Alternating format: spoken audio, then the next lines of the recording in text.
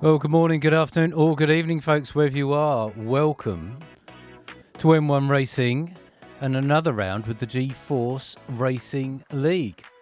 Looks as though I've just got my invite from SS7, so we're going to hop into the lobby with the rest of the drivers as they start arriving for the next round of this fantastic season, Season 4, which has given us so much already. I cannot wait to see what happens today. Johnny X, thanks ever so much for saying hi in the Twitch chat, and Automod. Automod. If only they were following me, eh? Automod. Now, will Jakub hold on to his championship? Lax, I'm not sure. We're going to have to watch to find out. But I'll tell you what we're going to do whilst we get all set up here. Let's go and have the usual weekly words from M. Dorling, his review of last week's race and his thoughts on the upcoming next round here in Italy. So let's head over for another week of Dorling's GFR Digest. Dorling's GFR Digest. Last week, G-Force Racing ventured across the pond for the Canadian Grand Prix, and what a thrilling race it was. This one went down to the wire, producing one of the most edge-of-your-seat GFR races to date. Let's take a look back at how our drivers got on and what we might expect for our next race, the Italian Grand Prix at Monza. Macktee has become a force to be reckoned with on this F124 game, and Canada showed no change in his intent to conquer the GFR Championship. Macktee produced a brilliant lap to take pole position and then converted it to take the win, a win that was by no means easy, fighting it out with a damaged car right to the very end. Macktee must be odds-on favourite for the Italian Grand Prix, and I would find it tricky to place any other driver ahead of them in the pre-race predictions right now. Gareza showed some serious pace last time out, contending fiercely for the win right down to the last corners. Gareza has certainly cemented their place here at GFR, and with Italy always producing incredibly close racing, I'm sure Gareza will be battling it out for those podium positions. SS7 finally ended his podium drought last time out at the Canadian Grand Prix with a very well-deserved P3. After a poor qualifying by SS7's usual standards, it left them with a lot of work to do, climbing an amazing 7 positions through the feature race. With Italy perhaps being more of a preferred track for SS7, their great result in Canada will give them every confidence they can fight for those top 3 positions once again. Pankadelek completed perhaps a final or bonus race here at GFR last time out, with both a great qualifying and race result, 5th and 4th respectively. He leaves his Williams team in good stead for the last half of the season. As mentioned in last week's episode, we wish Pankadelek all the best for the future and certainly hope to see him back on track very soon. After a brilliant win in Singapore, Jakub ventured to Canada as a firm favourite. He would line up 3rd on the grid for the race, and it all looked to be going Jakub's way come race day. With the race being fought out between various drivers, Jakub would find himself caught up in the thick of it, before a safety car infringement all but seemingly ended any hopes of a good result. However, after a hard-fought race and plenty of determination, Jakub would remarkably climb all the way back to 5th place, earning himself valuable points in his quest for the title.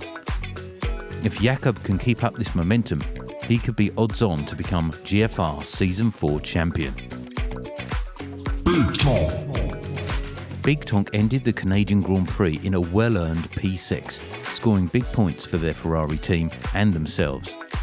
We are certainly seeing these Ferrari drivers slowly climb their way up the grid here at GFR and look forward to seeing where they can get to at our next event in Italy. Jaguar had a strong outing for their Williams team in Canada, qualifying in P9 and moving up 2 places to P7 in the race. They are showing strong pace and consistency, and I wonder just how far they can get up the grid in Italy, a race they may face as a solo Williams driver with Pancadelec's retirement. Daddy Tonk finished exactly where they started the Canadian Grand Prix in P8, picking up valuable points both for themselves and for their Ferrari team. We know Daddy Tonk will be putting in the hours to ensure they are ready for our next race, and very much look forward to seeing what they can do next time out in Italy. Hommel climbed from P13 to P9 last time out in Canada and would have enjoyed his point scoring position come the end of the Grand Prix. This will for sure give them confidence to grab Italy by the horns in their bid to secure a good result next time out. Obo put in a great qualifying performance for the Canadian Grand Prix, even making an alternate strategy call seemingly come to life, hunting down those drivers in front in the closing laps. A cue for some fresh tyres in the pits behind his teammate unfortunately dropped him down the order, which would ultimately end in disaster due to contact, which won't help his confidence. However, I am sure he will be as determined as ever to get as high up the grid as he can for our next race in Italy. Tom 1998. Tom's race in Canada was another one of ups and downs. A DSQ in qualifying would see them start from the back of the grid.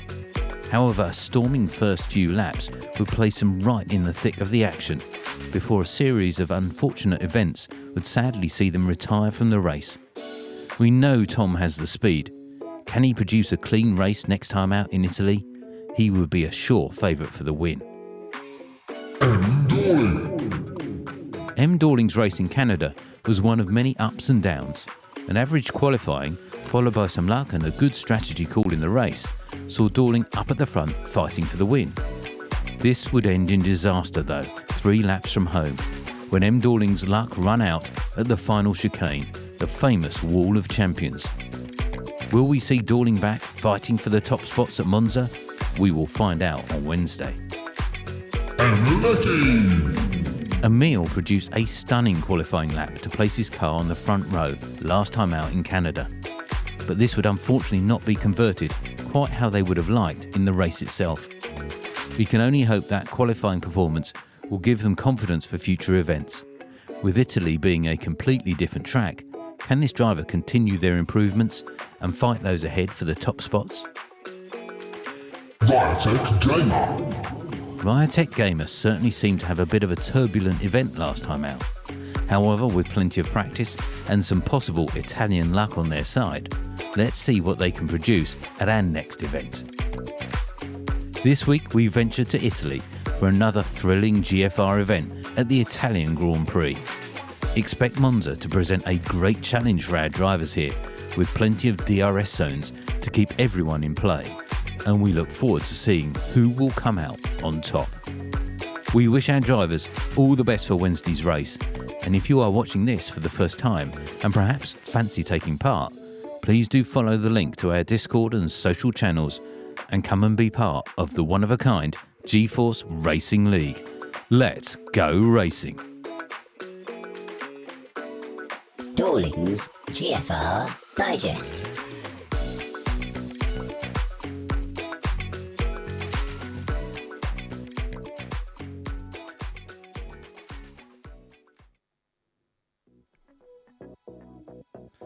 Well, thank you, M. Dorling, once again for those wonderful insights.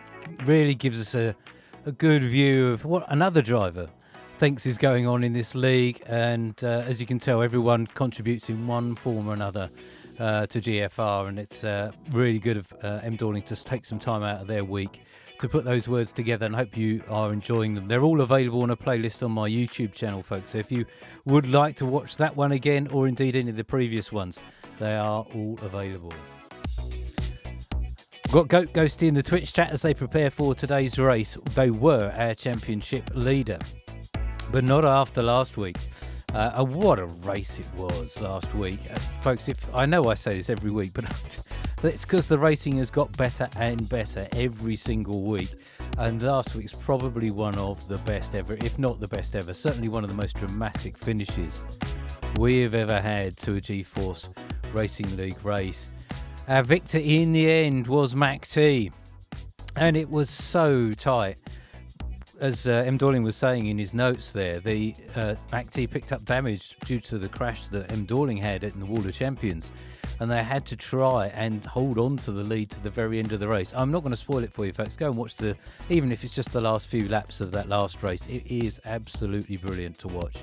Grazer, great drive from them, came home in second. SS7 back on the podium for the first time in a very, very long while, took third.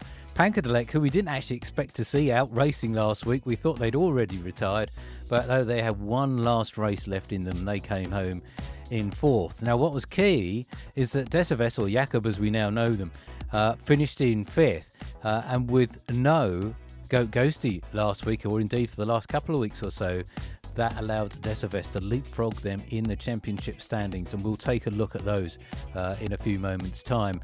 Big Tonk was on the scoreboard. First points for them in sixth place. Brilliant drive from Big Tonk. Really took advantage of all the chaos that ensued towards the latter stages of the race. So congratulations to Big Tonk.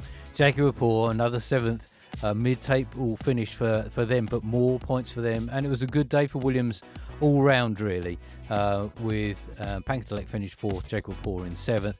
Daddy Tonk scoring again, 4 points for them, finished in eighth. Welcome to Hommel, who joined us for the second race but got to the end of this one, and they took ninth place there with 2 points. Sadly, a number of DNFs, as you can see there. Obo, Tom, M. Doring, Emma Leckie, Rytek Gamer and Monty all did not make it to the end of the Canadian Grand Prix. That was not the best day for some of our drivers, and Aston Martin will be looking for a much better outing this time around. Got David T in the Twitch chat as well. Welcome, David. Welcome. Good to have you here. You know you're always welcome to come and join me in the commentary box if you're at a loose end, but I dare say you're quietly watching this at work, probably. So, where are we this week? We'll look at driver standings in a moment. We are heading to Monza in Italy, and we get 2 races for our money this evening because it's a sprint. So we're going to have sprint qualification of 12 minutes. We're then going to have the sprint race, which in Monza is actually quite short. And I think Goat mentioned in the drivers' chat a few moments ago, it's only about 6 laps long. So that's going to be over in a flash. Then we have qualification for the feature race, and then we'll have the feature race. They're set to 35% for this evening, just so we don't keep you and our drivers online for too long, and it gets quite late in the evening for some of our folks. So we'll be online for about an hour and a half to talk you through all of the action from Italy. So what does the results from Canada do to the standings in the league? Well, as you can see, there is Decevest, Jakub leading the way now on 111 points, 5 points clear of GoatGhosty, who had led the championship since race 1. So Goat has got his work cut out this week to see if he can overhaul that 5-point gap, but it is so close with just 4 more rounds to go. Obo and M. Dorling stayed where they were, 79 and 76 points respectively, but Aston Martin having a pretty decent season, it's got to be said, except for perhaps Canada last week. Pankadelek cemented their 5th place in the championship on 71, but Macktee, with that incredible victory last week in Canada, moves up 2 places into 6th with 67 points. I'm trying to cast my eye up to the top left corner, see if we've got Macktee with us this week. I do hope we do. Yeah, Macktee is there. Good. So Macktee is going to add to the mix of very, very high quality drivers. SS7 there in 7th. Did pick up some good points last week, but retains their 7th spot. M&D Hammer wasn't with us last week, so wasn't able to make any moves last week, so they stay there on 59 points. Jakub continuing to score week on week when they are with us. Now watch out for Tom 1998. Today, Tom is with us, I believe. So, announced themselves to the G-Force Racing League with victory on their debut in Belgium. They were going pretty well in Canada until I think it all just fell apart for Tom last week. So watch out for them, though. Tom has the speed, no question. 42 points for them only after a handful of races with GFR, so not a bad first outing. Grazer I've been impressed with too. A very strong driver, very quick, knows their way around most tracks. We'll see how they go around Italy, which is largely all about speed. Daddy Tonk will be driving tonight, I believe, on 22 points there in 12th place. Wonder if we get Mr. Hannes back this week. They were tentative in the register, so we may see Mr. Hannes. No M1 righty, a double champion from seasons 2 and 3. They had one outing with us. Hopefully we'll see them back before the season is done, but they're currently there on 15. Riotech Gamer, who we often have a chat with both during the race and at the end if they're available still online. They've been picking up points in recent weeks as well. They're on 12. I don't think we've got KKE with us. They've got 10 points. Emma Leckie, they're on 9. Now, I'll tell you a little thing I discovered. Season 2 was the last time we were here in Monza, and Emma Leckie finished second. So don't count them out of a potential high point scoring position come the end of today's race. Big Tonk is on the board there with 8 points. David Svat, just the one race with us in Qatar. They're in 19th, also on 8, and Jacquemus there in 6th. There's a few more drivers who are just off the bottom of this table here with a handful of points, hoping to make their way further up. Just keeping an eye on the drivers' chat to see when we will get the ready up to go racing. I think we're just waiting for one or two more latecomers. I know Grazer was running just a touch late, so they'll hopefully be with us very shortly and we will get underway. Let's take a look at the constructors' standings. Mercedes leading the way, 185 points. That partnership between SS7 and Jakub really paying dividends for Mercedes this season so far, but McLaren hot on their heels with Macktee now scoring. If with Goat back today as well, McLaren may well be looking to take the lead in the Constructors' Championship as away from Mercedes. Don't count Aston Martin out. We've still got a few races left to go. They'll have a say in this, with Obo really coming into form. And M. Dorling, we talk about the last time we were here in Monza in a little bit, but M. Dorling qualified him on pole the last time we were here. All right, I see we've got the ready up, so we are going to go into sprint qualification for the next round of the G-Force Racing League in Monza. I will see you the other side of this. Don't go anywhere, folks.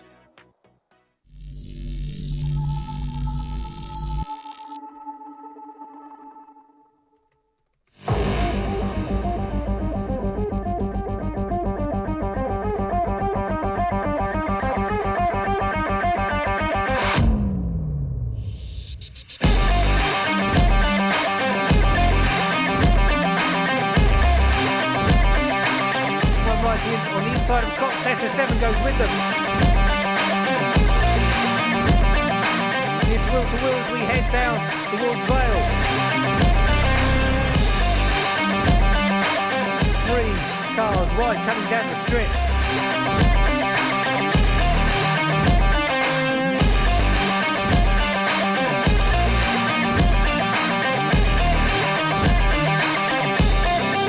All right, folks, let's go racing.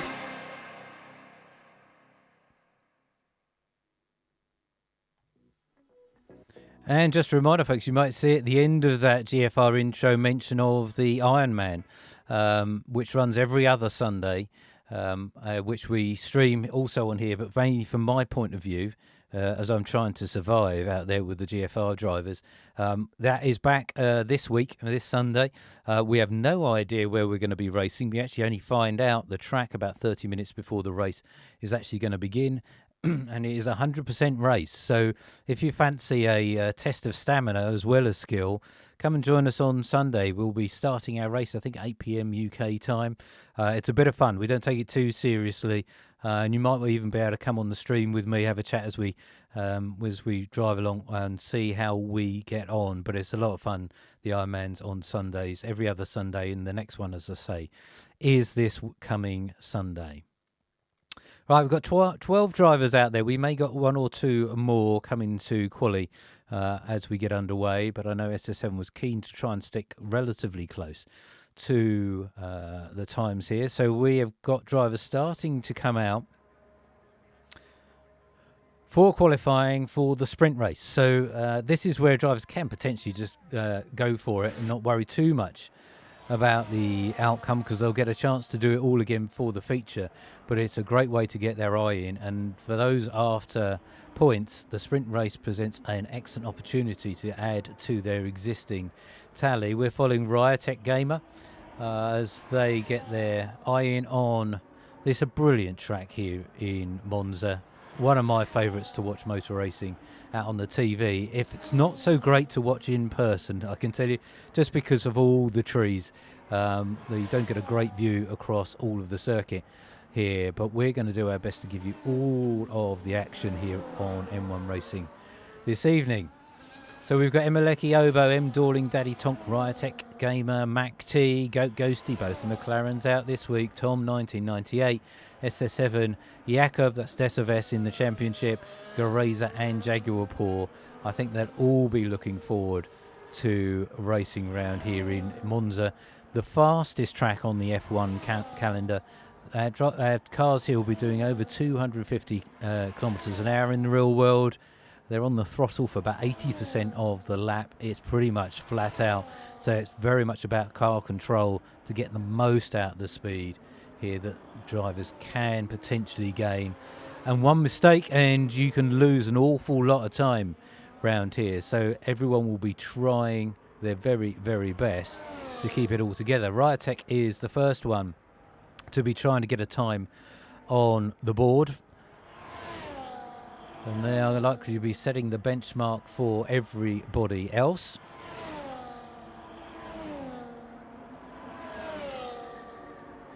Indeed, Riotech gets a time on the board of a 1:20.136. That's what everyone is initially going to be targeting. We get down to Emeleki, as I mentioned, or actually, as we see him go a little, they misjudged. Sorry, Emeleki. That you probably won't thank me for being with you then. So that was Emeleki trying to get a lap in, completely misjudging turn one. So let's get to Obo, who was going very, very well in Canada, but it all fell apart right at the very end. Sadly, no points for them last week, but they'll be looking to go well here for Aston Martin. Let's get on board with Obo as they come down the back straight, the second DRS zone. You'll see our drivers taking huge chunks of curb through the Ascari chicane. Goats gets on the board with a 1:19.562. Expect these times to come down. I'm also going to put the tyres up. Yeah, I'm not surprised to see a bit of a mixture as Obo tries to wrestle the Aston Martin around the Parabolica. Obo's on the board with a 1:19.733, but look at that time, 1:19.562 set by GoatGhosty on medium tyres. Obo with a 1:19.733 on softs. So that would seem to indicate that Goat can go certainly a substantial faster, but also just with the tyre differential here is not so great. So it's quite easy to hang on to those mediums at a higher speed than you might expect in many other tracks, mainly because this is largely about straight line speed. Jaguar Paw is up there with a 1:20.294. SS7's got a 1:20.379. And Daddy Top also on the board with a 1:20.999. The other dilemma our drivers have this evening is because it's a sprint race, the tyre selection is very, very crucial. What they use during sprint qualifying and the sprint race can have an impact on the tyres they have available to them in the feature race.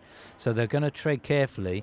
To what Tom 1998 gets on the board with a 1:19.228. Provisional pole for them. Currently also on medium tyres. Goat went one more time, so that 1:19 is still on a 1:19.562. I don't think they improved. Emeleki out there on medium tyres, looking to get a time on the board. Also, who else is coming? Gareza's got a 1:19.656. Very little to choose. M. Dorling's up there, 1:19.318. That passed me by, so well done to M. Dorling. And there goes Macktee, 1:19.029. I wonder if that victory in Canada is going to start open the floodgates for Macktee for future victories. We believe, and I think I checked this correctly, but Macktee had never got a victory in the Elite League after many, many races and seasons of trying, but they finally managed it last week in Canada. Let's get to one of our other championship protagonists. Jakub here is on their outlap for Mercedes. Remember, they're leading the championship now from GoatGhosty, so it's really brought that battle to life. With Goat missing a handful of races, Decevest has taken advantage of that, perhaps not as much as they may have done. Look back at their results since Goat has not been racing, and it hasn't been stellar, but it's been enough to close that gap and pass Goat in the standings at this point. But there's still plenty to play for and plenty of points available, over 100 points potentially available for our drivers before the end of the season. So we'll ride on board with Jakub in a moment, and we'll see how our championship leader handles this track around Monza. Lovely sunny day here in Italy, which is boding well. No sign of rain in the forecast at this point in time, but it has been known to rain here from time to time, so we'll take nothing for granted. Let's get on board with Jakub as we go on a flying lap of this track in Monza, heading down to the first Rettifilio chicane, end of the first DRS zone. Nicely done from Jakub as they come through the first chicane. Now we're going to sweep around this bend towards the next chicane. 3 major chicanes here. We're coming up to the Rogier chicane here. Pretty conservative from Jakub on the initial curve, but then gets a little bit more aggressive to straighten the line as we come into the first of the Lesmos. Then into the second. And we're going to hit the second DRS zone. Foot flat to the floor here. We go under the bridge and into the last famous Ascari chicane. Misses the apex, I'd say, from Jakub there. Not the perfect line through there. You can be a bit more aggressive over those curbs into Ascari. And then we're finally heading down to the Parabolica. This is where the lap can suddenly fall apart, or you can gain a few tenths of a second if you get it spot on. Jakub's done that pretty well. Into the DRS on the main straight, and Jakub sets a 1:19.291. Macktee, provisional pole currently. Tom 1998, very close behind them with a 1:19.092. Jakub 2 tenths off of them, and then M. Dorling that 1:19.318 for them.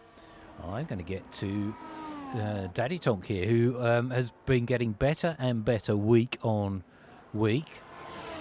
2 minutes of qualifying left to go for the sprint race.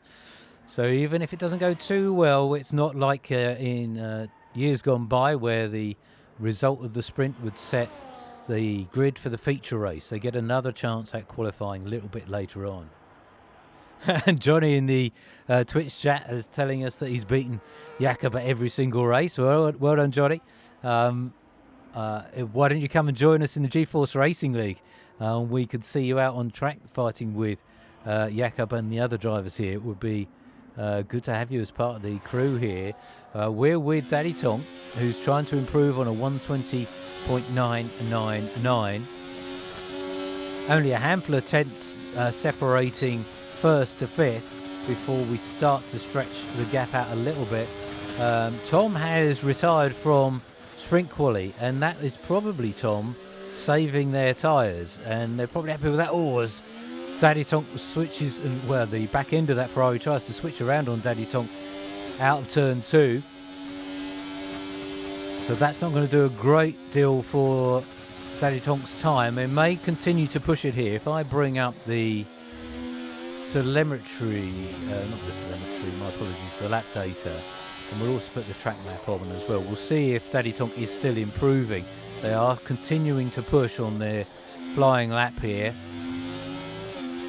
aggressively throwing this Ferrari around, trying to get as much speed out of it as Daddy Tonk can on the home Grand Prix, of course, for the Ferrari team. Daddy Tonk is nearly 7/10 down at this point and is probably invalidated for track limits through the Ascari. So we'll come away from Daddy Tonk for a moment. SS7 looking to improve and looks as though they've got something wrong there. So I reckon they're saving their battery, going to go again. Let's get to Jakub. Been very impressed with Jakub since they joined G-Force Racing. Solid driver. Smooth driver and knows how to read a race. They definitely pick up points just from their very consistent driving and avoiding any unnecessary battles. They're trying to improve on that 120.294.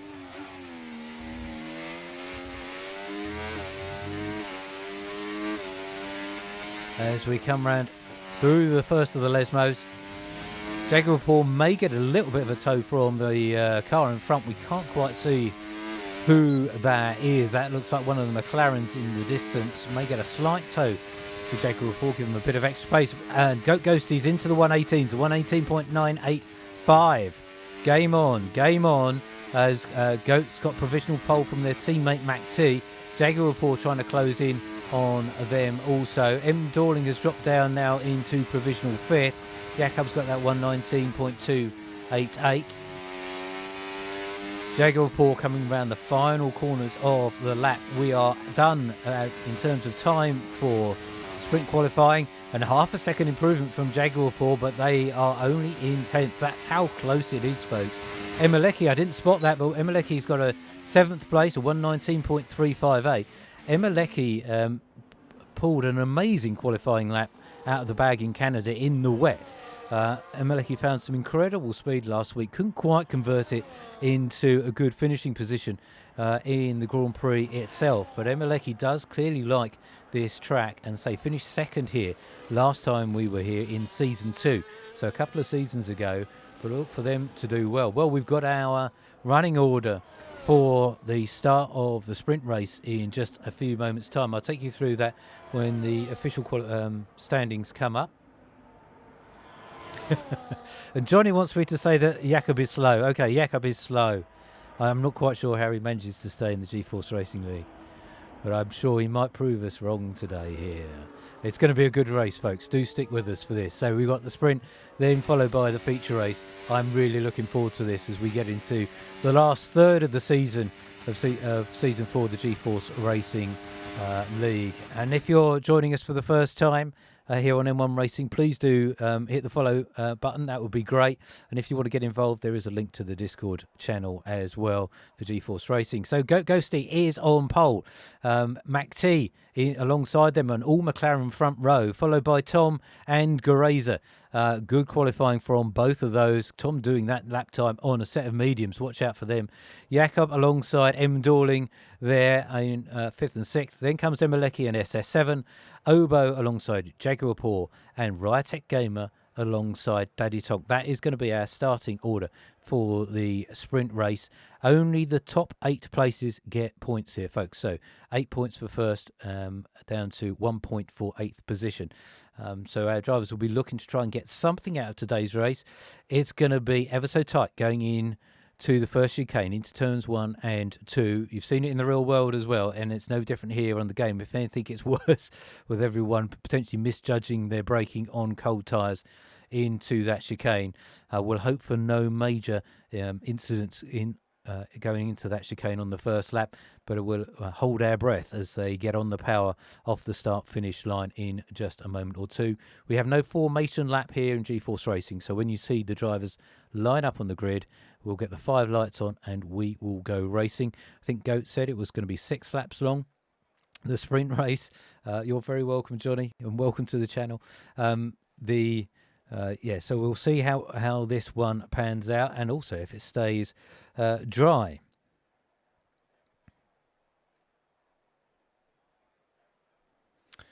Taking a moment for our drivers to get on the grid. I'll also mention, just while we're waiting for the race to start. Oh no, here we go. We'll come back to that a little bit later.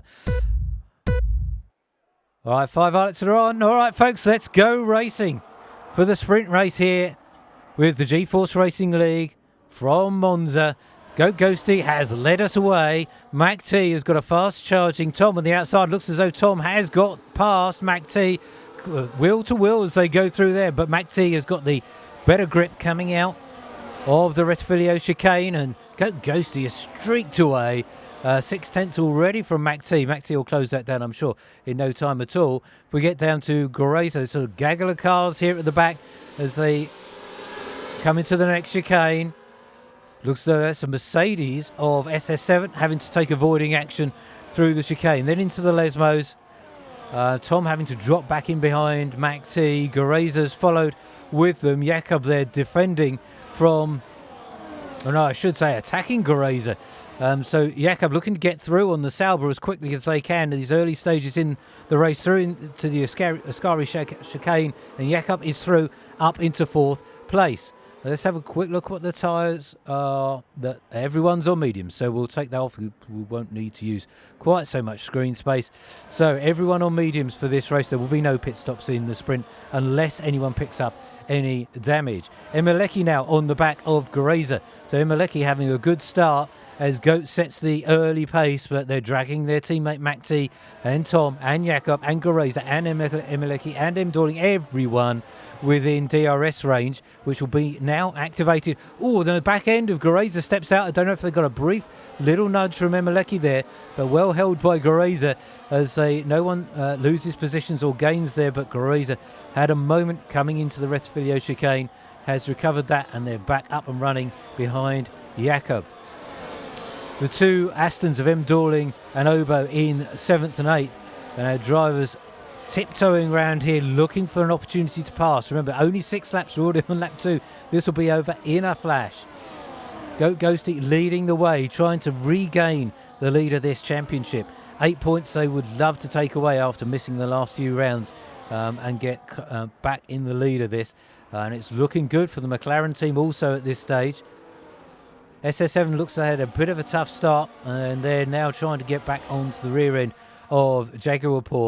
Rytec also on the back of SS7, as we've just got a line of cars here, and Rytec defending. Oh, no, I think Rytec has got past SS7. I wonder if SS7 has picked up some damage in the early stages of this race. There will be no point in pitting as Tom sets the fastest lap of the sprint, a 1:20.671. These times may well come down a little bit further as we head in to turn 1 one more time. Great battle here between Rytec and SS7. Rytec misjudges that, goes straight on. That allows SS7 and Daddy Tonk up through. So Rytec not able to hold on to that. Tom has got very close to the rear end of GoatGhosty, who's been overtaken by Macktee, so that we missed that, of course, looking at the battles towards the end of this race here. But Macktee using DRS to get past GoatGhosty, and Goat drops down into 2nd. And Jakub cannot find a way through on the Alpine yet. Remember, Jakub trying to limit the damage to their championship hopes, but much more in the way of points available in the feature race coming up after this one. We're halfway through this race, folks, already, with GoatGhosty back in the lead now on Macktee. These McLarens switching positions. I'm not sure if that's team orders or they're just fighting for the win, but McLaren leading the way here. Goat back in the lead of this race. Tom not able to really find a way through on Macktee, and Jakub is starting to look a little bit racy here. Plenty of battery under the fingers of Jakub here, as both Macktee and Tom get past GoatGhosty, and Jakub looks to do the same. Goat at risk of losing 3 places in one go there, but looks as though Goat has held on to that for the moment, as Jakub tries to sneak their way past, and I think they're going to do it. So Jakub moves back up into 3rd. But Goat is on the inside of Jakub there, but Jakub is through as a number of cars go straight on it, I think, into that chicane. That was the Red Bull of Emelecki going straight on. And now Tom is up into 2nd place. Jakub has gone with them. Goat dropping back behind Jakub. Macktee now leads the way from Tom, but Tom looks pretty strong here. And indeed, Tom is through on Macktee. So the lead changing 3 or 4 times on this one lap alone. with only 2 more laps to go after this one. So now Tom's trying to find a way to get out of the range of DRS, because the DRS is ever so powerful. Let's ride on Macktee as we go through the Parabolica. Plenty of battery there for Macktee to play with, but Macktee will also need to keep an eye on Jakub behind them. So Jakub, even more battery ERS available to them. Macktee looking like they make a move, might make a move, but thinks better of it. Ducks back in behind the Alpine. Jakub does the same. GoatGhosty is still there behind Jakub, as is Geraza, as is M. Dorling, and as is Obo. So it's Jaguar Paul who's dropped out of the range of DRS. So they are at risk from Emeleki and SS7. So Jakub biding their time here. Can they find a way through on our victor from Canada last week, Macktee? Or is Macktee going to find a way through on Tom? They're going to have only 1 more lap to do it, as we do see that gap now between Obo and Jaguar Paw. So these front 7 fighting it out for the majority of the points here. But it is very tight between these top 7 drivers. There's ghosting for a moment there from Tom. I don't know if they lost it briefly there, or they had a connectivity issue, but that's played into the hands of Macktee and into the hands of Jakub.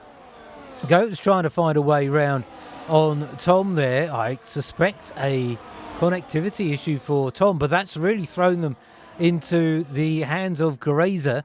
GoatGhosty has definitely lost out. Geraza has done well here, moved up through on Tom into 3rd, trying to hold on to the inside of turn 1. Side by side between the Alpine and the Sauber. Goat not able to get through, pretty much a roadblock in front of them. And Jakub is now in the lead of this race on lap 6. Macktee's got to do it now. They've got to find a way past on the last DRS zone. Geraza through, or trying to defend from Tom as the back end of the Sauber lets go, and then Tom's going wide. That causes them to ghost, allows a few more through. It's falling apart for Tom once again this week in the sprint. So Geraza now up to Geraza gets 2 wheels off the track into the gravel, and that sends them a bit sideways. That allows M. Dorling to come through, and Obo. We've got to get back up to the front because Macktee's just got that one last opportunity into the Parabolica. One last chance here for Macktee as Daddy Tonk picks up a 3-second time penalty. Macktee's going for it down the inside. Jakub tries to defend. Will have a faster line on the outside, but the back end of the Mercedes has stepped out on them. Macktee is going to win the sprint race here from Monza. Jakub comes home in 2nd. GoatGhosty, good recovery in the end. 3rd, M. Dorling comes home in 4th. Tom finally comes over the line in 5th, which was looking like a victory for them briefly. Wow, that bodes well for the feature race, folks, doesn't it? Pick the bones out of that sprint. So 6 laps of absolute bedlam. But Macktee comes home to take a victory. The game has given driver of that particular race to Jakub, which was not a bad drive from them, but they couldn't hold on to the victory. That goes to Macktee. Jakub in 2nd, GoatGhosty in 3rd. So good recovery in the end for them. M. Dorling in 4th. Tom in 5th, Obo 6th, Jaguar Port in 7th, and SS7 sneaks into the points position, largely thanks to, I think, that 3-second time penalty for Geraza. So, Geraza, Ryatek, Emeleki and Daddy Tonk all finishing outside the points from the sprint. Well, that was a very, very good start to this round here in Italy. And nothing very much to choose between a number of the front runners. Of course, we're going to get strategy play, a major factor in the feature race. And so we'll try our strategies and different timings of pit stops and safety cars and alike are going to make a big difference. And there's a comment from Emeleki in the drivers chat on Discord that I think they messed up their own race there a little bit, which is a shame. But look for Emeleki to go slightly better in the feature race. Just before we get into qualifying here for the feature race, I just want to mention I've been enjoying the F1 sim racing now that is back. That's the pros doing this stuff on exactly the same game, but on a LAN session. But they've got proper F1 commentary now with Alex Jacks, who does an amazing job. And the first two races that I've had a chance to watch have been brilliant. So head over to the F1 Sim Racing channel on YouTube or on Twitch once this race is done here today, and catch up with the highlights from all of those. But our drivers here give us just as much entertainment, and we're going to see how they go in the feature race qualifying. Rytec, another one to go out early as they did in sprint qualifying, so perhaps still getting to grips pretty much with their car around this track here in Monza. Didn't quite come together for them in the sprint race, but they get another shot at it all one more time, and a much longer race here in the feature race. We get 18 minutes for qualifying for the feature race, so plenty of time for us to consider what's going to happen here based on what you saw in the sprint race. Who do you think? Let me know in the Twitch chat. Who do you think is going to be victorious here in the feature race? Will Goat do it? Will Jakub hang on to the victory? They weren't able to. Will Macktee win one more time? Don't count them Macktee out of the championship, folks. 2 victories here today, and they are right back in the mix with another 3 rounds left to go. Obo and M. Dorling, I think, struggled a little bit in that sprint in terms of trying to make progress up the finishing order, but they may well have a decent strategy at play. And obviously, with being in a team, and Obo and M. Dorling do genuinely work well together, they'll be finding a way not just to move themselves up individually, but trying to find a way to move them up as a team also. So watch for some interesting strategies potentially from the Aston Martin team, unless Obo gets unlucky and has to pit at exactly the same time as M. Dorling does, as they've had to do, I believe, a couple of times in recent races, and end up having to double stack in the pit lane. Rytec is looking to improve on their qualifying from the sprint. Remember, it was about a 1:20.5, I think, from the first time, so we'll see if they can get a quicker time. They are out on soft tyres with 15 minutes left for us to go. Plenty of time to get a couple of laps in at least here. The lap time not very long at all, even though the track is one of the longest on the F1 calendar at 5.8 kilometres. That compares to Spa, which is about 7 kilometres, so it's a very long track. But because these cars are doing such high speed, you get round the lap in no time at all. Rytec's going to get a time on the board, 1:20 dead. Okay, so it looks like an improvement for them on the sprint qualifying. So well done to Rytec. We may go and have a chat with a couple of drivers when it gets a little bit quieter out on track, after a few of our drivers have got their first lap in. I'm also going to have a quick look, see who is in their garages, just so I know I could go and talk to. So Daddy Tonk is there for Ferrari. I know Daddy Tonk will have a chat with me. Jakub is there for Mercedes. Both of the Aston Martin drivers, both McLaren drivers, Goat and Macktee, are in their respective VCs. So we're going to have a chat with them at some point, as is Rytec. So we've got a few drivers we can hopefully go and talk to today. SS7 has got a time on the board of 1:20.211. Again, we'll put tyres up. Okay, everyone's doing their laps on softs now, so very selective about sprint qualifying. Careful use of those will allow them to have a few more to use in the feature race qualifying. Tom's got a time on the board of 1:19.315. Caraza has provisional pole, as we see them going for the gravel. I suspect keeping out of other drivers' way, but Caraza has provisional pole, 1:19.307. Remember, Goat said a 1:18, so we can expect these times to come down. Let's get to Daddy Tonk, who's trying to get a time on the board. They've got a clean lap so far as they come round the final corner of the Parabolica. Back on the power in the Ferrari. Over the start-finish line for a 1:20.507. Macktee is on an out lap. It's definitely worth us watching a lap with Macktee. So our Victor from, as our cameraman, decides to actually focus on the car, which is good of them. So Macktee, victorious in that first race. Victorious in Canada. Can it be 3 in a row for Macktee? We will find out by the end of today's feature race for sure. So let's ride on board with Macktee. Sun shining once again, 16% chance of rain in qualifying, so hopefully it's going to stay dry for us. Heavy braking here into the Resfilio chicane. Carefully over those curbs, which will unsettle these cars very, very easily. Back on the power. Round the Curva Grande.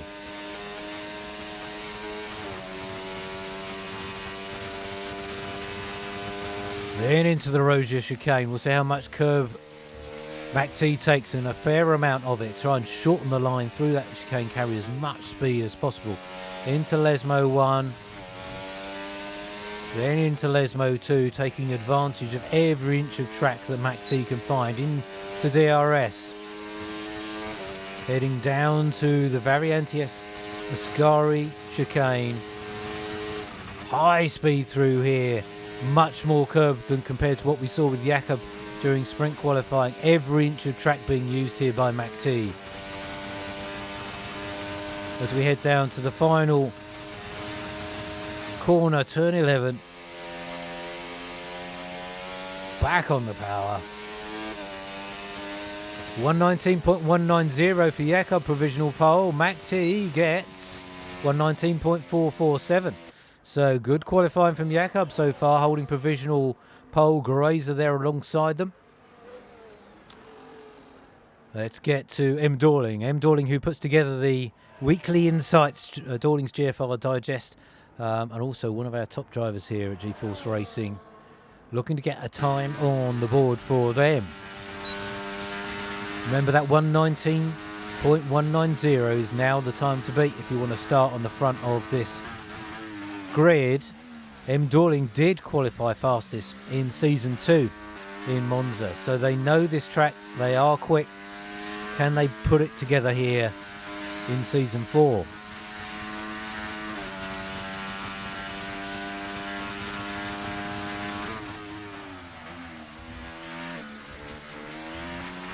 Purple in, yeah, they are purple. I saw the yellow flag pop up, but we don't have to worry about safety cars. There's slight distraction there, but they are purple in Sector 1. Certainly improving here. M. Dorling got a good time coming in, so we'll see how that compares. Oh, it's throwing that Aston through the Ascari chicane. Aston going very, very sideways. It's very busy ahead of us as well, but a bit of a tow from their teammate. There's Obo helping along their teammate with a bit of a tow into the Parabolica. Back on the power again. Where is M. Dorling going to finish this lap? 119.429, provisional fourth for M. Dorling. Let's get to Emelecki, who we saw have a bit of a moment in sprint qualifying, looking to get a time on the board. 8.5 minutes of qualifying left to go for the feature race, so time for our drivers to go back into the pits, grab another set of tyres, refuel, and go one more time. And we'll see how the Red Bull driver goes here. Jakub still holding provisional pole at this point. Grazer still there in second. No one really making a dent on them. Tom was very close with that 119.315. Not quite close enough. M. Dorling fourth at the moment. Macktee in fifth. Jaguar in sixth. Going well again for them. Rytek provisional seventh. Daddy Tonk there provisional eighth. And SS7 provisional ninth. Three drivers yet to get a time on the board. Emelecki, who we're with right now. Obo and GoatGhosty. So Jakub, remember, with that second place would have slightly extended their lead on Goat in the championship from the sprint race. but many poor points up for grabs in the feature as Emeleki gets a 119.65 out, 658 provisional. Sixth pushes Obo. And Obo's on the board with a 119.6 as well. So pushing Jaguar, Ryotek, SS7 and Daddy Tonk down a touch. Let's get to GoatGhosty, who's trying to get a time on the board. We saw them go very well in qualifying for the sprint. Can they replicate that form here? Round the final corner, bit of a lock up from the McLaren under the load as they turn into that corner over the start finish line, and a 119.622. So Goat a touch off the pace at the moment in feature race qualifying, but they may be carrying a little bit of extra fuel. We will see. Going to put the tyres up just to see who's out there on old tyres and who's on newer ones. So SS7 just doing a couple of laps here, I think, try and sort out their familiarity with this track. With only 12 drivers out on track, of course, as long as you can keep it clean, you could well end up with a decent finishing position if you avoid track limits and you can stick in the DRS train. It's everything to play for. So SS7 could keep their powder dry a little bit. Looks as though the cameraman's a bit lazy coming out of the Ascari chicane there. Somebody needs to go and wake him up, I think. So we've got a few drivers in the pits. Let me go and have a quick chat with Goat is out there. I don't want to go into the McLaren garage. We'll go to the Mercedes garage if Jakub will speak to me, and we'll have a quick chat with them. I need to make sure that Discord is unmuted this week because we had a great chat with Macktee, but you missed half of it on the stream because the Discord input was muted. All right, let's go and have a chat with Jakub in the Mercedes garage. Hey Jakub, it's Mark from the stream. Are you okay to talk for a minute? Yeah. So how the sprint race was very tight, but you gradually made your way up the running order, but couldn't quite hold on for the victory. It was very tight though. Yeah, I mean, I did a little mistake with not closing the inside on the Parabolica. But from P5, I'm happy that I'm on P2. And you were holding provisional pole here until Gareza just put in a storming lap of the 118. Do you think you've got a few more tenths in your lap time here? I don't know. Like, I mean, I can improve on like a tenth, but I don't really have a setup for qualifying today. Okay. It's more of a race. Well, you've extended slightly your lead over GoatGhosty, but they came home right behind you in the sprint race, so it's all to play for in the feature. So I wish you well for the end of qualifying. I'm sure you're heading back out in a moment, so I won't keep you any longer. Yep. But have a great race, and thanks for talking to me. Yeah, thank you too. And now, folks, I have to remember which buttons to push so I can leave Jakub alone, which I've managed to do successfully, so that's good. So thank you to Jakub for speaking with me, but as you can tell from Jakub, I didn't get a great deal of confidence from them about improving on that lap time, but Gareza did improve whilst we were talking to Jakub, so they've taken provisional pole with a 118.839, the first driver to get into the 118s in this particular qualifying session. Goat managed to do it last time out. We've got a number of drivers in the pits now as we see Gareza coming in also. Looks as though Tom had been out trying to improve. A 119.315 is their best time at the moment. It's not really come together just yet for Tom after what was an epic drive from them in Belgium. They didn't really put a foot wrong in that race, but Canada was a real struggle for them. After they had recovered so well, they got disqualified by the game in qualifying last week, which through no fault of their own. But sadly, that meant they had to start from the back of the grid. So Goat pushing quite hard, I think, in these opening corners of their outlap. So looking to really try and get some temperature into those soft tyres, it would seem, from the McLaren driver. So Goat is out, Obo is out, SS7 and Daddy Tom all out to try and improve on their times.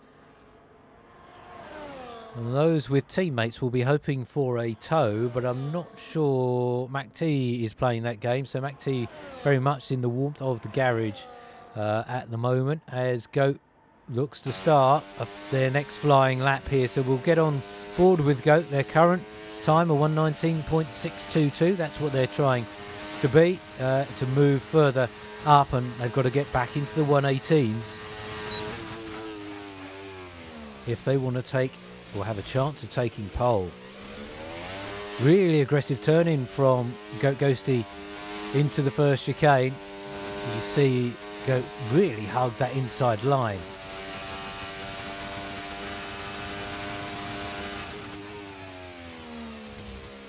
Through the second chicane. This is Goat style, very aggressive in terms of their line. Really throw that car around, as we see, into the first Lesmo. Really use all the grip of these soft tyres, but it seems to work for them. Into the second DRS zone. I'm just keeping an eye on my timing screen to see to what extent they are improving.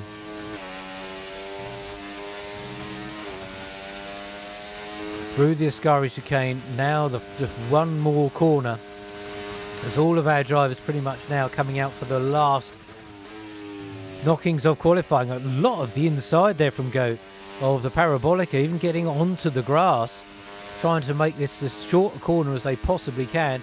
They do improve by just under 2/10, but really doesn't move them up. A 119.430 for them, and I don't think they'll be able to improve on that. They probably haven't got enough time to get back round, or indeed like to have enough fuel. So all the top runners of M. Dorling, Tom 1998, Macktee, Jakub and Gareza all on out laps. Let's get to Emeleki, see if they can improve. They're 3/10 down on their previous time. Obo is improving quite substantially. They are 119.528 for them. Provisional 7th as they drag their teammate M. Dorling along. So Emeleki not improved yet, but they are on a lap. They were 3/10 down on their previous time.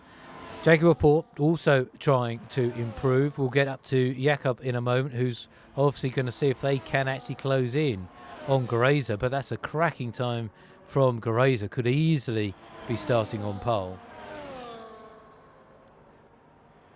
Has Jakub no, it was not improving there at all, so hasn't worked out for them. SS7 also, they are improving, 3/10 up, so they have gone again, so hoping to get into the 119s for SS7. We will get to the other Mercedes in just a moment. We'll see what time SS7 puts on the board, a 119.6, so improves by 4/10, moves them up into provisional 8th. Let's get to Jakub. Again, our championship leader coming through sector 2. He is nearly 3/10 up on their previous time, so definitely improving, and is within the necessary range to get Gareza, it would seem, at the moment. M. Dorling goes into second spot with a 119.146. So M. Dorling's found some pace in that Aston Martin as Jakub throws the Mercedes into the final corner. Hugs tight to the inside, trying to shorten this line to the start-finish line. And a 118.839. Just, whoa, it's a dead, no. It looked like a dead heat. It is dead heat on the left-hand side. But the game is saying 118.840 there.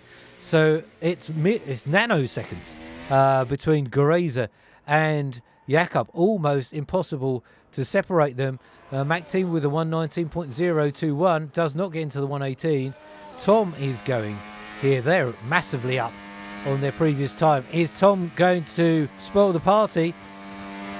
Not quite. 118.863. Wow, it's so close between these drivers. Emeleki is trying to get another time on the board. No, they have.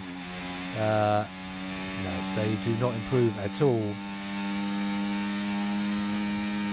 Yeah, thank you, David T. Yeah, so it's an exact time, but exact tie. But because Gareza set that time first, Gareza gets the honour of pole position for the feature race here in Italy. So congratulations to Gareza. That's a cracking time. Jakub, yeah, you did find enough time, but you needed 1,000ths more to take that position. And David T has got his stats hat on. He's absolutely right. Closest qualifying split between first and second of all time. That is fantastic. So well done, Grazer. Well done, Jakub. Bodes well for the race ahead of us. But don't count out a number of the other drivers. I think those who are smart and don't get involved in too much early on could definitely benefit here, because we are going to see track limits play a factor. So Grazer on pole position, Jakub alongside them in second with exactly the same time. Tom, 1998 in third alongside Macktee. Then comes Dorling with what was a pretty decent qualifying time from them in fifth. GoatGhosty, who was leading the championship, trying to close down on Jakub there in sixth. Obo in seventh alongside SS7 for Mercedes. Then Emeleki and Jakub, Riotech Gamer in 11th, and Daddy Tonk there in 12th. So this is going to be tight, folks. And if you can hang on to the DRS, as so many drivers did in Canada, it's going to really drag a number of them along, and won't count anybody out for some really notable points here today in Italy. Now it's looking a little bit more misty and overcast here. I'm wondering what that might tell us about the race. It could just be a haze and it's nice and warm, but I wonder if we might get a touch of rain here today. We'll keep an eye on my timing screen and I'll let you know what I see and if our drivers put anything in the drivers chat as well.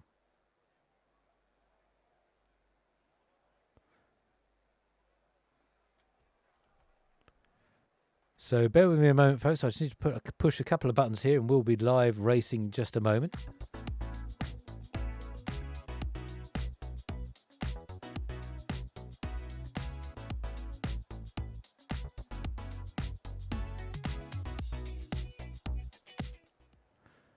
Right, I'm back, folks, and we are just waiting for our drivers to line up on the grid for the start of the feature race.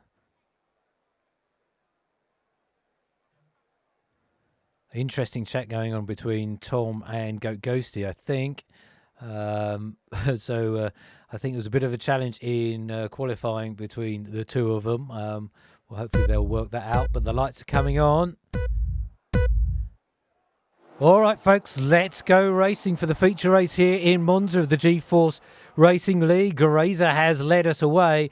Jakub has gone with him. He's looking to try and get down the inside of the Sauber very, very early on into turn one. They've done that, but they've gone too deep. And Grazer's coming back round the outside, and it's all bunched up behind. And that's GoatGhosty, who was in strife at the back of the field there. Now down in 12th, I dare say, and a yellow flag. Yellow flag in sector one. Is that Goat going very, very slowly? Indeed, Goat is in the wall, backing out, trying to get back underway again. And that's a dreadful start for Goat, with damage to their front wing as well. And that is always the risk here.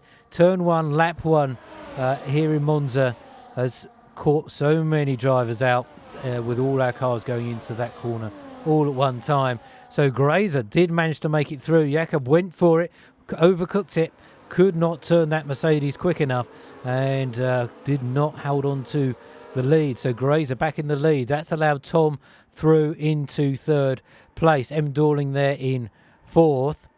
And now will we see some early aggressive moves in this race to try and get track position, or will they conserve battery and just allow Grazer to drag everyone along?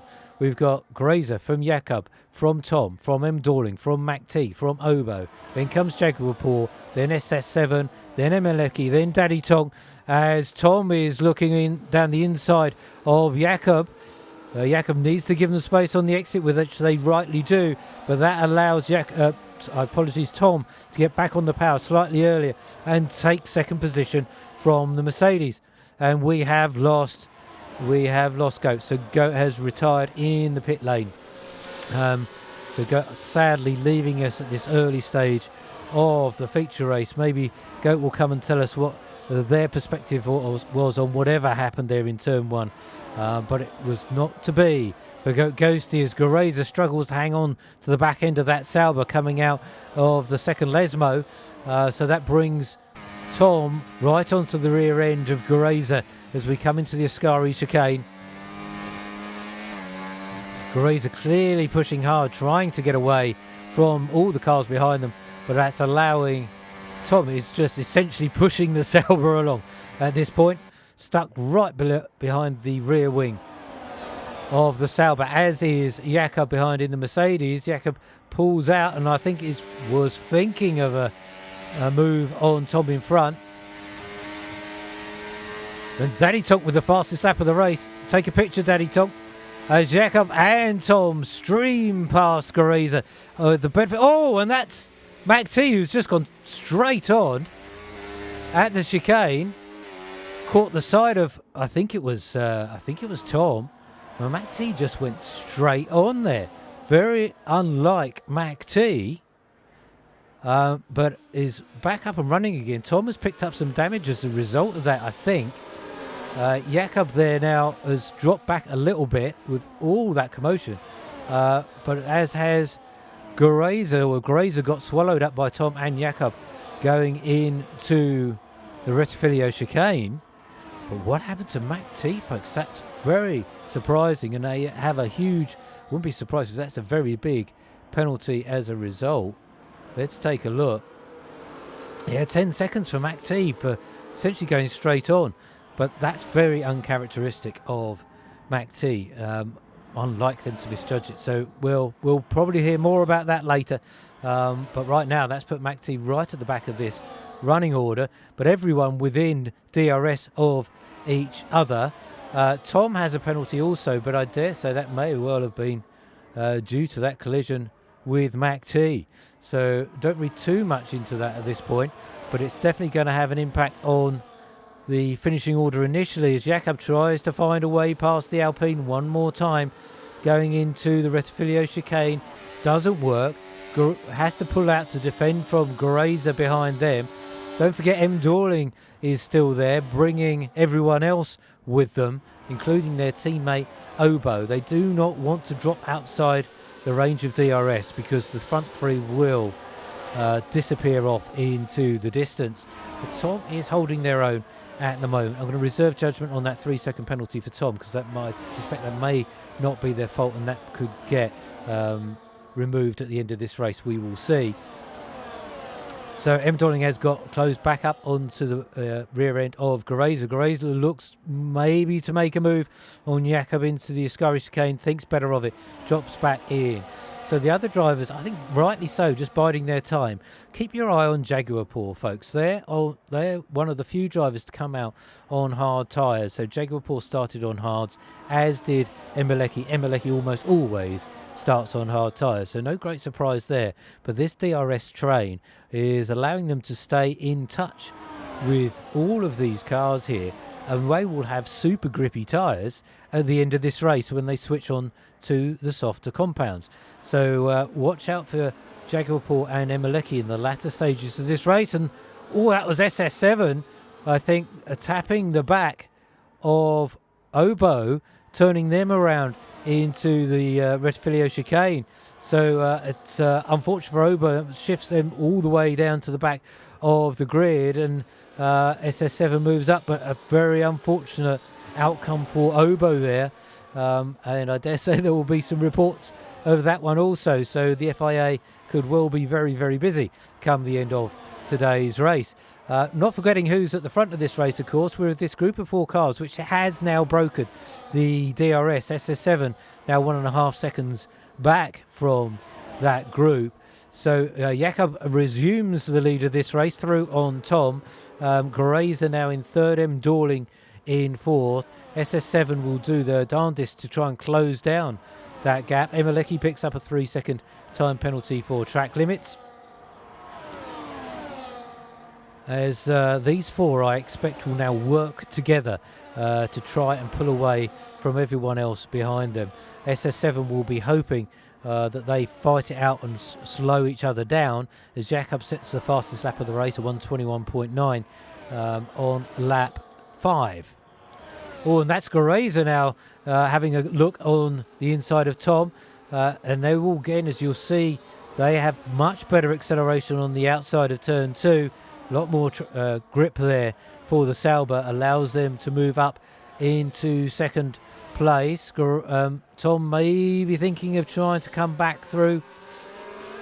Nothing available to them there, but this battling may allow SS7 to close in on them. Jakub sticking with SS7, so being dragged along will benefit from that in the latter stages of this race. We're on lap 6 of 19.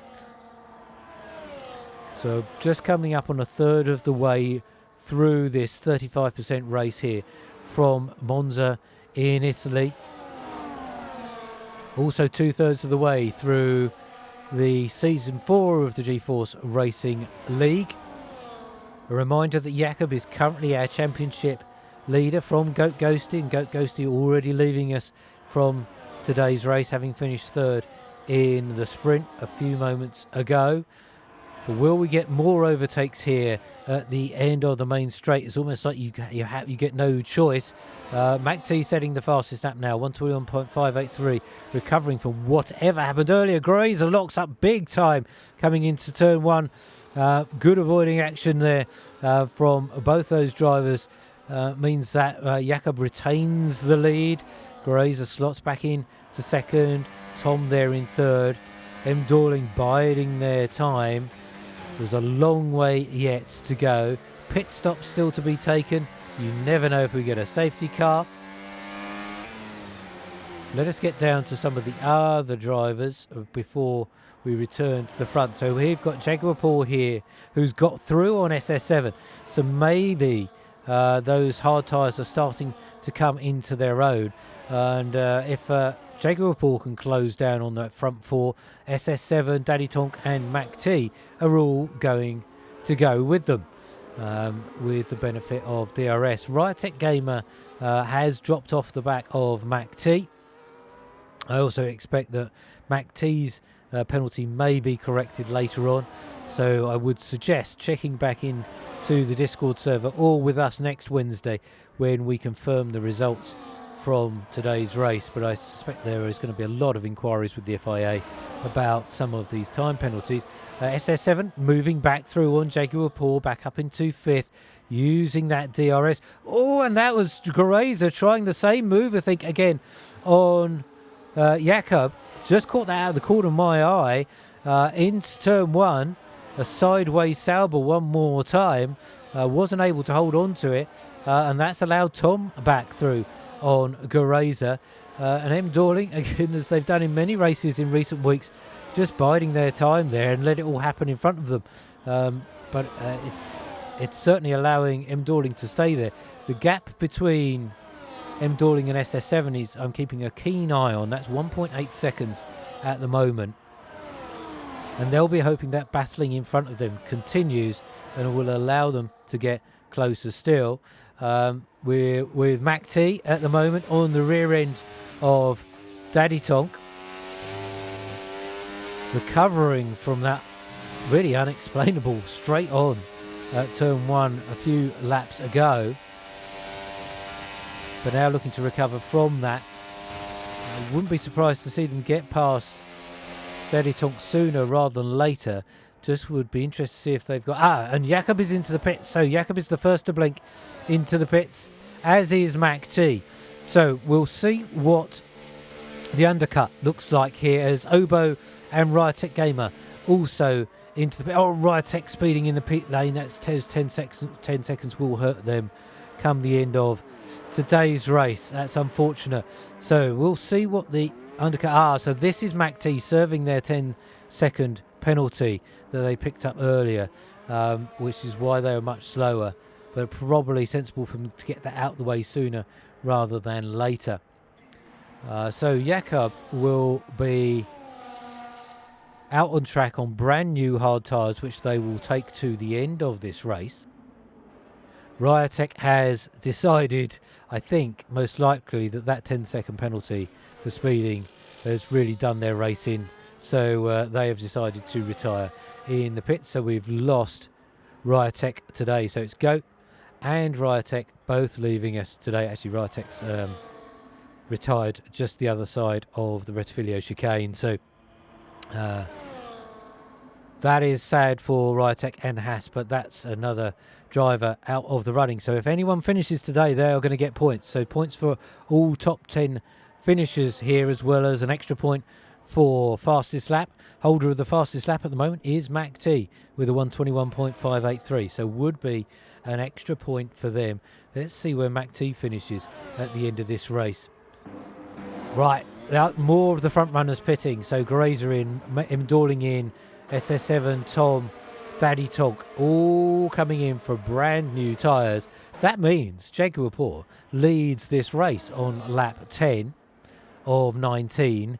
Remember, Jakub, when they come in for their pit stop, as we see a yellow flag in, as that's cleared very, very quickly. I wonder if someone's misjudged that entry to the chicane coming straight out of the pit lane on slightly only warmed up tyres, but not fully up to racing speed tyres, and has gone again straight on. But that yellow flag has cleared. But you can see Jakub 19 seconds clear of Jakub at the moment. Now clearly Jakub is going to be going way, way faster than the Williams on brand new tyres. But Jakub might just sit there for a bit in the hope that a safety car comes their way, and they could be leading this race. But they're certainly going to have much stronger tyres at the end here, and will be able to challenge all those around them. It looks like the next battle out on track, Jakub has stolen a march on Grazer, so that undercut, best part of 2 seconds on those new set of tyres, has allowed Jakub to be out of immediate danger from Grazer and Dawling. So Dawling now is pressuring Grazer for third spot on track. Let's ride on board with Dawling, as indeed Dawling uses the immense power of the DRS to get past up into third place. Grazer slots back in behind the Aston. Here comes Macktee, 1:20.691, improving on their previous fastest lap time. Macktee currently running in 9th, but closing down Tom and Obo in front of them. This is where the main battle is on track at the moment, Dawling and Grazer. Everyone else just starting to warm up their tyres. Emeleki is on the rear end of Macktee, most likely just being dragged along at the moment by the McLaren on.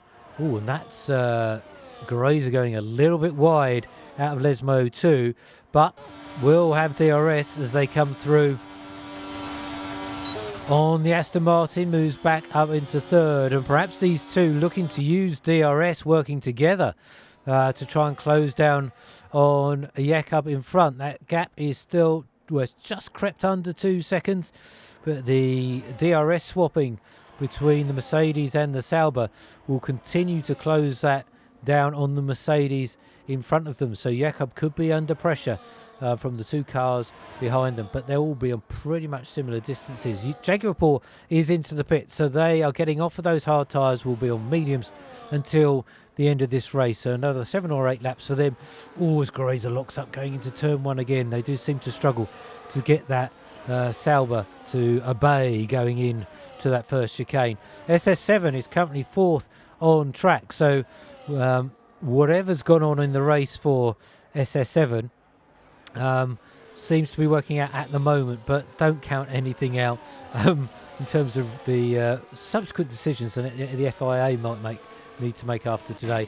Keep an eye on Jakub. They've actually come back out on track in 5th. This has been a very good drive so far from Jakub, and we'll see if they can put those medium tyres to good use, get up to SS7, and then on to Grazer ahead of them. The gap between Jakub and Dawling is coming down, 1.6 seconds now between them. Let's get down to Obo, who's on the rear end of, and then Macktee has just got past Tom as well. So Macktee quickly recovering as best as they can. Remember, Macktee had to serve a 10-second penalty for going straight on at the first chicane. So up into 8th, 3.8 seconds adrift of Obo in front of them. Just trying to see if Tom is carrying any damage at all.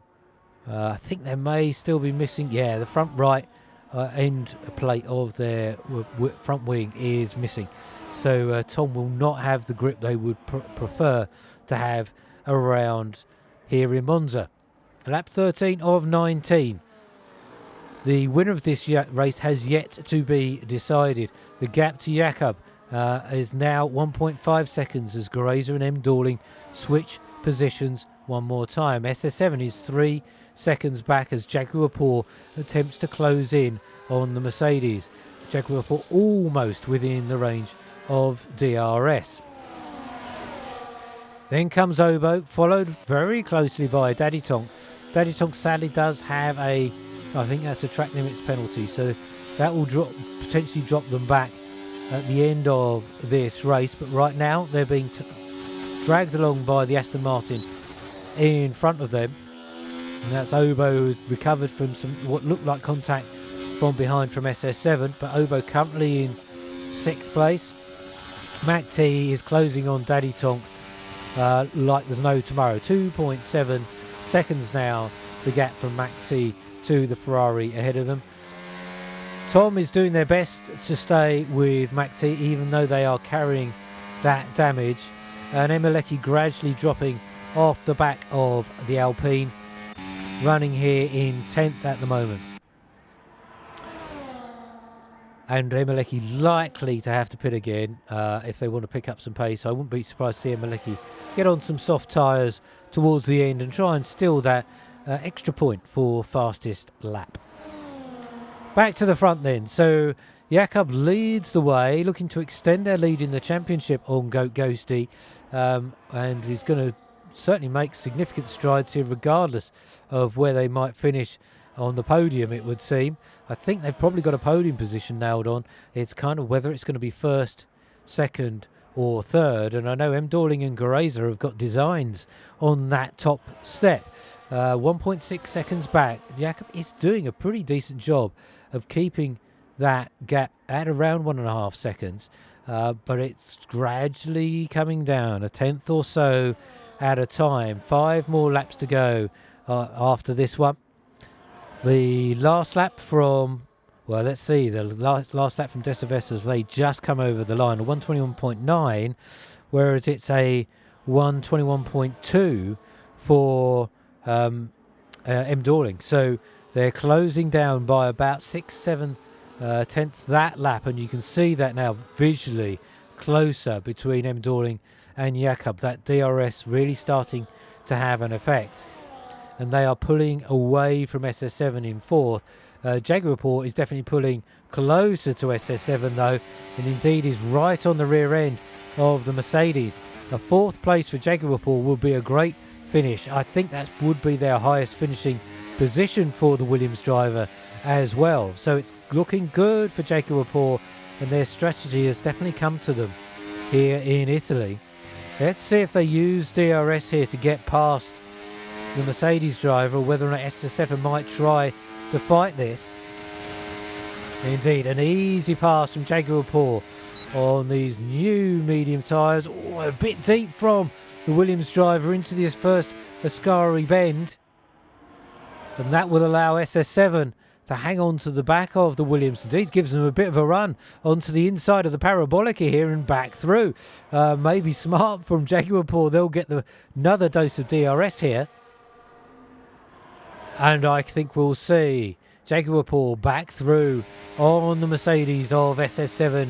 Indeed they are. Jakub up into 4th one more time, but they've got to judge that braking just right. Does SS7 lunge down the inside? No, SS7 thinks better of that. So Jakub cements that 4th place for now. Can they make inroads on M. Dorling in front? They've got it's a big ask. 4.5 seconds the gap, with only 3 more laps to go after this one. Okay, Geraser, M. Dorling, they've done it. They're into the range of DRS. Jakub now has their work cut out to hang on for victory here in Monza. Geraser and M. Dorling both keen to steal that place away from Jakub. And as we saw on earlier laps, it's easy to lose 2 places in one go on the main start-finish straight. So Jakub will be very wary of that. Wonder if they're wearing their championship head or their race-winning head here right now. Do they play it conservative and just bank as many points as they can, or do they want that victory? We will see. So Geraser will have DRS now on Jakub. That will pull them very, very close to the rear end of the Mercedes. We should close in on Jakub pretty quickly here. Jakub will be expending battery here. Grazer looking to hold the inside into turn 1, just defending from M. Dorling behind, but that gap was close to a second going at the start of the straight. It's half a second at the end of the straight. So there you see the benefit that DRS gives our drivers for closing and passing. Lap 17 of 18, not long to go. Macktee is now up into 7th. Daddy Tonk there in 10th. Emeleki having moved up into 9th. Oh, that's very wide from Jakub. And Jakub's got to be careful. Those track limit penalties will soon mount up if they do that too many times. And Grazer and M. Dorling certainly sniff victory here. Both of them will, and Grazer's going to go for it. No, they think better of it. I thought they were going to go through on Jakub. But that's compromised Grazer's line into the Ascari chicane. And so M. Dorling now closes very close to the back end of Grazer here. Indeed, you see those blinking lights come on as our drivers look to harvest some extra battery juice as we slow for the Parabolica, because they're going to deploy some of that battery on the start-finish straight here. If we ride on board with M. Dorling, we might get a front row view. Indeed we do, as M. Dorling gets past Grazer. And Grazer comes straight back at M. Dorling. So, well, what a great place to watch that from. So M. Dorling slots back into 3rd. This is going to go down to the last corner. Do not go anywhere, folks. This is not decided until the last metres of this race, I can tell you. Wouldn't be surprised if we have 3 wide going over the finish line here. Grazer gets a little bit late on the brakes going into the Roja chicane. Just avoids contact with the rear end of Jakub, but manages to come out of that unscathed. And now we get DRS one more time for Grazer and M. Dorling. We head under the bridges one more time. Grazer pulls out from the slipstream of the Mercedes.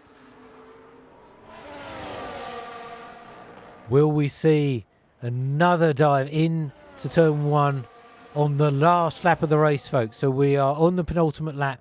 One more circuit of Monza to decide who is going to be the victor of the feature race here for G-Force Racing in Season 4. Is it going to be Jakub? Is it going to be Grazer? Is it going to be M. Dorling? They're all going for it as Grazer does come through into the lead. M. Dorling's going with Grazer. Brakes as late as they dare. Jakub holds on to the inside of turn 2. This is brilliant battling by all 3 of these drivers. But it looks as though M. Dorling's going to have the run on the Mercedes. As we come towards the Roja chicane, Jakub looking to find a way through on the Aston Martin. Now it will be M. Dorling that has DRS on Grazer. And it all depends how much battery everyone's got left. Let's quickly dash through the cockpit. So Jakub has pretty much a full battery. So does M. Dorling, certainly a decent amount. Grazer expending theirs on this straight. Jakub trying to find a way through. We're wheel to wheel, side by side as we come down into the Ascari chicane. Jakub's got to be careful here. He doesn't go too wide through the Ascari chicane. M. Dorling holds on to second place. Grazer is likely to win here with the Aston Martin and the Mercedes battling out behind them. M. Dorling trying to hold the inside, but Jakub's trying to do what Macktee did to them through the Parabolica. And Grazer is going to come over to win in Italy. And it's going to be a photo finish between M. Dorling and Jakub as SS7 comes over to take 4th from Jakub. Then comes Macktee from Obo, and then Tom Emeleki and Daddy Tonk are going to be the last 2 to finish. Well, I said it was going to be a tight finish. It really, really was. Congratulations to Grazer. Brilliant drive from them. And it was the fighting between... And Jakub gets driver of the day. We'll talk about that in a moment from the game. And it was that fighting between M. Dorling and Jakub which essentially enabled Grazer just to focus on driving forwards. And congratulations to them. Their first ever victory here with us at G-Force Racing. Brilliant drive from Gureza. The game gave driver of the day to Jaguar, and I think that's a pretty respectable drive from Jaguar, but I've got to give it to Gureza for their drive here today and taking victory in the feature race. Congratulations to them. For those of you watching along with us, let me know in the Twitch chat, who would you give driver of the day to? Quite a few candidates there, but Gureza takes victory. M. Dorling came home in second, just 5 thousandths, I think it was, ahead of Jakub. Macktee, I think, finished a little bit further down. We get the view here is of the total points from the two races, the sprint and the feature race. So I think SS7 came home in fourth, Jaguar in fifth. Obo picked up 9 points there. Tom picked up 8. It wasn't quite their day once again, and it was a disastrous day for GoatGhosty and their hopes of retaking the championship lead. We'll look forward to hearing what happened in the first corners of the lap to GoatGhosty. Well, I told you it was going to be a good one and an eventful one, folks, and our drivers did not let us down. What that's going to mean, of course,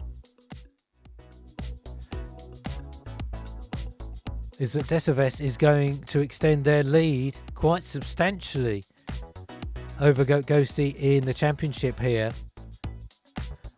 Obo picking up some points here today, but M. Dorling picking up more, is going to leapfrog their teammate and also close down that gap on GoatGhosty in second.